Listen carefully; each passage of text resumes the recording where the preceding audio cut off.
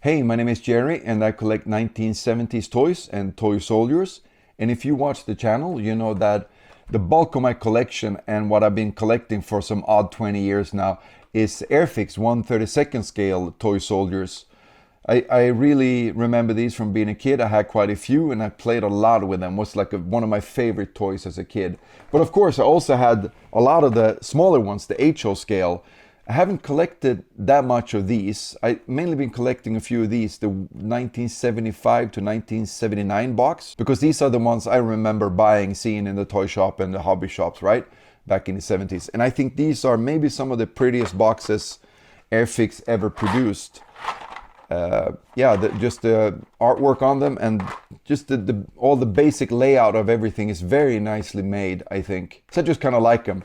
But over the years, scrolling through eBay day in and day out, trying to collect things, the earlier HO scale, I mean, Airfix been producing these since 1959. So for quite some time before I started picking them up in the mid 70s. But they never really like struck a chord with me. But then maybe about 6 months ago or something like that, on that Swedish auction site, I buy a few things. This set showed up. And I figured, what the heck, it wasn't that expensive, so I figured I'd just buy it and check it out. And when I got it, it just kind of really changed how I view these boxes, because I think this box art really shows, artwork from commercial products at the time. And I think this is pretty damn extraordinary for being from, the early 60s. So I think these are really nice. So I figured, I'm going to try to collect these because they just kind of grew on me.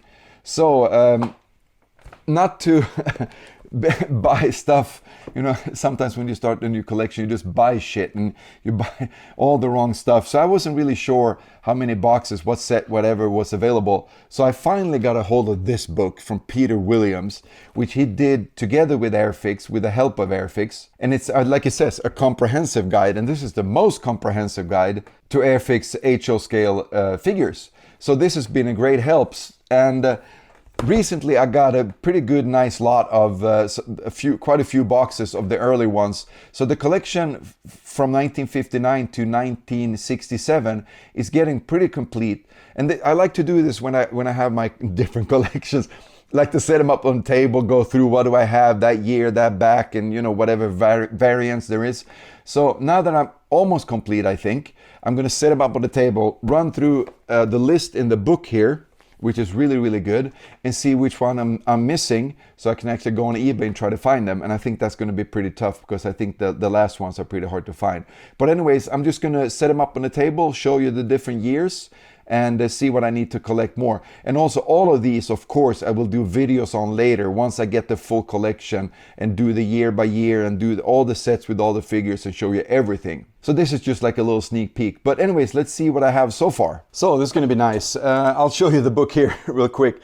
As you can tell here, this from 1959 to 1967 here in black are these type boxes, and then you have the next type box from 1968 until 1975. So this is a really good guide.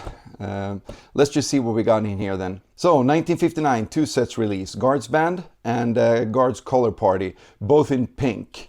And then in 1960 we get the only variant on these type boxes that you have, and actually the Guards Band looks different. All the other ones only have one type box from 59 to 67. So that's cool. So now we got two of those. And then we got the civilians and the farm stock, some of my favorite, really nice. And we also get German infantry and infantry combat group. I guess these are English combat troops. It doesn't state though, even though this one states German infantry. Also has the colors here, and this one is only in green, a green stripe. So you go figure. And then in 1961 we get Indians and Cowboys, two really nice sets with box art that is just pretty darn amazing. I really like these. And then we get the 8th Army, no opposing force this year, and we also get the French Foreign Legion, which is one of the boxes I still don't have. And then in 62 we get the opposing forces to the 8th Army, the Africa Corps. And also that year we're getting into the American Civil War with the Union Infantry, Confederate Infantry, and artillery, which I guess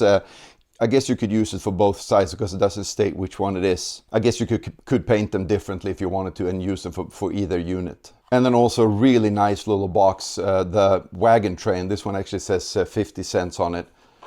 for some reason, the others don't, but this is really cool. Next year is 63 then. And for some strange reason, in 63 we only get one set, and that's the US Marines. And I have to move some stuff here. In 64 we actually get 5 sets, actually one more listed, but not released until 65. So in 1964 we get Russian infantry, Japanese infantry. We're expanding the World War II a little bit. We get this set, the Arabs, which I guess will be the opposing forces of the Foreign Legion, which I don't have. Really nice little set. And then we get these ones. Maybe my favorites. I think the artwork on these is really cool. They made the figures a little bit smaller on these ones, so you can see more of a scene on these. In the beginning, of course, it was a lot more rudimental like this, and then towards 1964 we actually get a little bit of a scene in the background like we used to getting on the later boxes. This is a really, I mean, these two are really nice sets. I really like these. Maybe my favorite out of all these, but I guess I keep saying that about almost every set because I like them so much. So that's 5 sets in 1964, and then in 1965, that's when we get the US Cavalry that was actually in the catalogs in 64, and also we get paratroopers. Again, doesn't state what country they're from, just paratroopers. But I guess we all consider these to be British paratroopers. And then in 1966 we start getting into World War I. And these are really cool. I kind of discovered when I opened these up, I just realized it actually had different colors here on the stripe, the Go Fast stripe, for French, British, and German. Someone reminded me in the comments that this is actually from the Iron Cross. So that's really nice, some World War I, and again, really nice box art. They're starting to add a lot more background. But this year they released 2 zoo animal sets that I don't have, and they're pretty hard to find. So I'm gonna have to hunt for those. And then to make you even more disappointed, for 1967 they released World War I American Infantry and Romans, and I don't have those either. And to make you even more disappointed, in 1967 they released 2 sets, and that was the World War I American Infantry and the Romans. 2 sets then again I don't have, so all in all there's 5 sets I don't have. It's the Foreign Legion, French Foreign Legion as I should say, and then the 2 zoo animal sets, World War I American and then Roman. So I figured that's going to take me at least 6 months to find on eBay. I've been looking, I've been shooting this video over a couple of days, and I was actually looking on eBay and there's nothing right now. So it's going to take me a little while, but that's okay. Out of those, the 3 sets I really look forward to are the zoo animals and the Romans. That's a really cool set with really nice figures and really nice box art. And also, I mean, I talk a lot about the boxes in this video. And that's because, I mean, I already have a lot of these figures, and we're going to do the figures in a later video. But right now I'm just kind of collecting the boxes to get those years and just to get the box art that I now think is so cool. And out of these boxes, there's actually a few favorite of mine.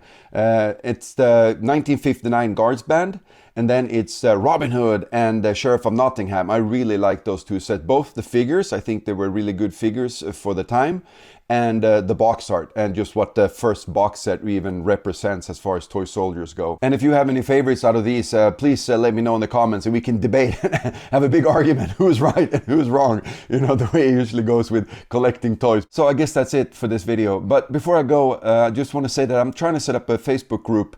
It's not that easy, I'm kind of a moron, but I think I'm working it out, and it should be up and running in a couple of weeks, because this is not big, it's not a two-way communication. I try to talk, with everybody in the comments, and you talk to each other, but it's really hard because it's only me can be able to share photos and videos and stuff.